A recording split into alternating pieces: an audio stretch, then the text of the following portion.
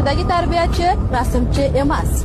Shuning, tarbiyachi har kuni farzandingizning eng kamida 3 tadan rasmini sizning telegramingizga yubormoqda. Tarbiyachi farzandingizning eng go'zal turgan holatini, eng go'zal turgan vaziyatini suratga olishni xohlaydi. Buning uchun tarbiyachi 8 ta rasm olish uchun 10 ta rasmga oladi va uning orasidan 3 ta eng yaxshisini sizga yuboradi. Guruhda 20 ta bola bor. Demak, tarbiyachi har kuni 200 ta rasmga olishi kerak. Xo'sh, u 200 ta rasmga olish uchun kimning vaqtini oladi?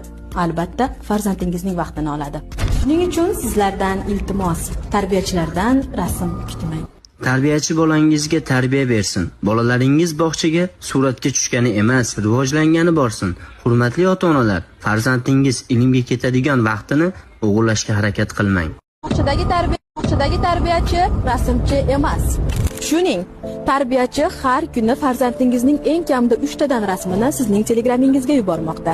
Tarbiyachi farzandingizning eng go'zal turgan holatini, eng go'zal turgan vaziyatini suratga olishni xohlaydi. Buning uchun tarbiyachi 8 ta rasm olish uchun 10 ta rasmga oladi va uning orasidan 3 ta eng yaxshisini sizga yuboradi. Guruhda 20 ta bola bor. Demak, tarbiyachi har kuni 200 ta rasmga olishi kerak. Xo'sh, u 200 ta rasmga olish uchun kimning vaqtini oladi? Albatta, farzandingizning vaqtini oladi. Shuning uchun sizlardan iltimos, tarbiyachilardan rasm kutmang.